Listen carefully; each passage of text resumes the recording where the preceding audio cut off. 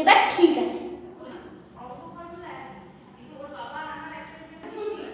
এই রিমি, তোর নখগুলো তো বড় বড় রাক্ষসের মতন কেন রে? শোন, কালকে যদি নখগুলো না কেটে দিয়েছিস তাহলে তোর হাল। নখ তো কাটবই, তার সাথে আঙুলটাও। ম্যাম ঠিক আছে ঠিক আছে। এই তোর ঠোঁটটা তো লাল লাল কেন? লিপস্টিক লাগিয়েছিস?